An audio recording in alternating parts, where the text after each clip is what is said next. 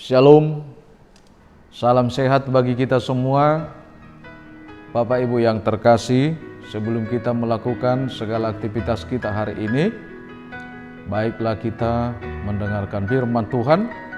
Namun sebelum mendengar firman Tuhan, mari kita berdoa. Allah Bapa yang bertahta di dalam kerajaan sorga, puji syukur Tuhan atas segala berkat dan karunia yang telah Tuhan berikan kepada kami, di mana Tuhan telah membangkitkan kami dari setiap tidur kami. Angkat dan urapi kami Tuhan dari segala kelelahan kami, supaya kami mendapatkan kekuatan di dalam aktivitas kami hari ini. Biarlah firman-Mu yang akan kami dengar menyempurnakan segala kekurangan-kekurangan dan kelemahan kehidupan kami. Di dalam Kristus Yesus kami berdoa dan mengucap syukur. Amin.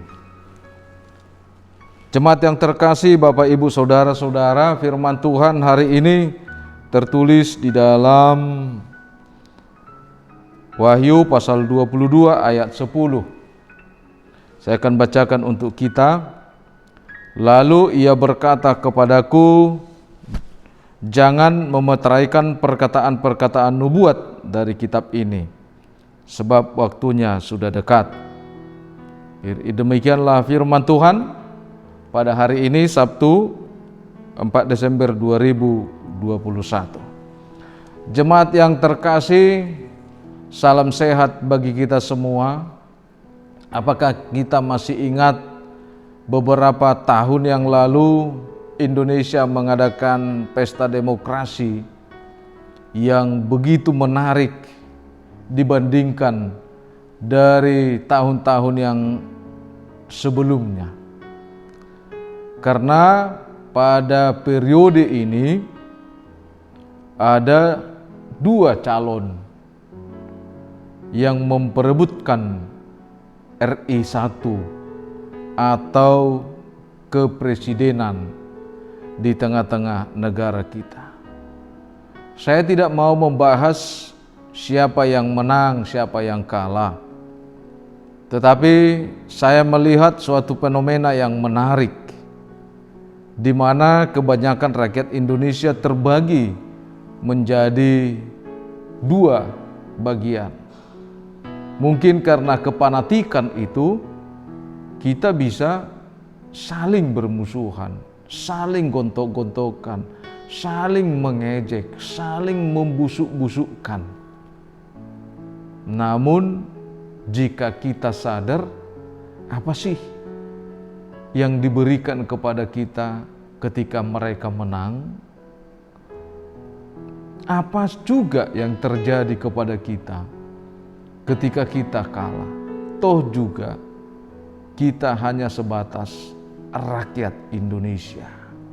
Toh juga yang menang itu, sekalipun kita tidak memilihnya, adalah menjadi pemimpin kita.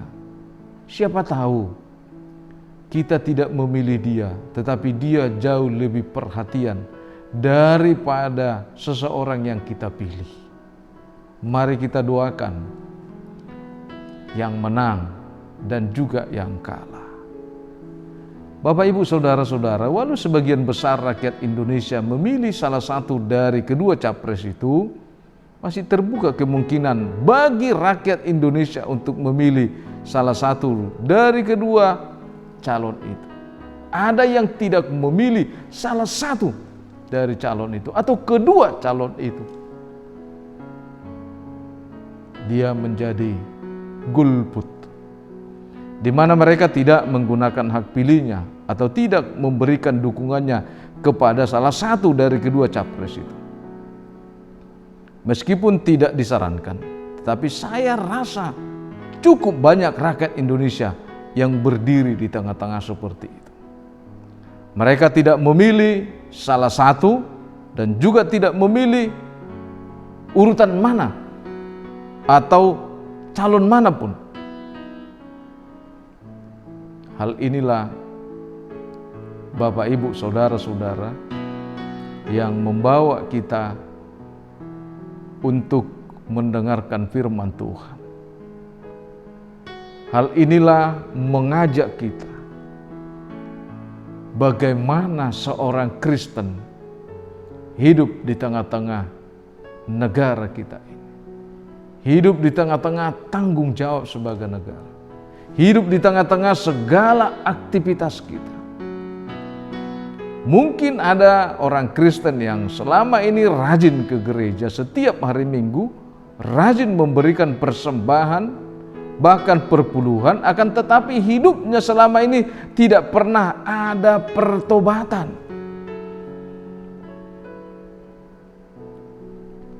Karena apa?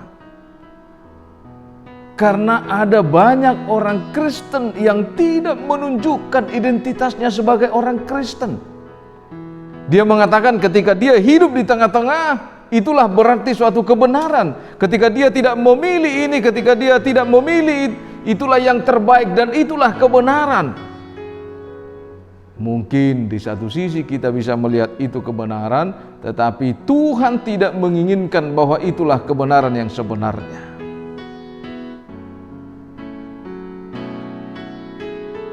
Bapak, Ibu, saudara-saudara, ini juga yang mengingatkan kita bahwa begitu banyaknya sekarang orang-orang Kristen yang tidak berjalan lagi dalam kebenaran Tuhan. Ada banyak dari orang Kristen yang tertangkap oleh karena korupsi. Ada banyak orang Kristen yang bermasalah dengan hukum. Itu karena diakibatkan bahwa orang Kristen itu tidak lagi hidup di dalam kebenaran Tuhan itu. Bapak, Ibu, saudara-saudara, firman Tuhan berkata bahwa waktunya sudah dekat. Bahkan menurut saya sudah dekat. Dan ketika Tuhan datang untuk kedua kalinya, Tuhan mengkehendaki bahwa semua orang-orang Kristen itu tidak ada lagi yang memberikan alasan atau tidak ada lagi yang berkata tunggu sebentar, bahwa saya akan memperbaiki hidup saya akan bertobat, saya akan memulai yang baru. Bapak, Ibu, saudara-saudara, kita baru sadar ketika dosa itu telah mencemarkan hidup kita dan kejahatan itu telah menjerat kita dengan hukuman dan dosa. Di sanalah kita baru mengenal kebenaran dan kekudusan hidup. Bapak, Ibu, saudara-saudara, mari melihat bahwa kehidupan yang diberikan Tuhan kepada kita, ketika Tuhan memberikan kesempatan kepada kita untuk melakukan segala sesuatu pekerjaan, maka di tengah-tengah pekerjaan itu ada kebenaran Tuhan yang mau kita nyatakan. Segala sesuatu yang kita kerjakan, di sana terdapat kebenaran Tuhan yang kita nyatakan. Apakah Anda puas dengan hasil yang telah Anda lakukan? Namun di balik ketidakkepuasan Anda itu, maka ada banyak kebenaran Tuhan yang hendak kita nyatakan.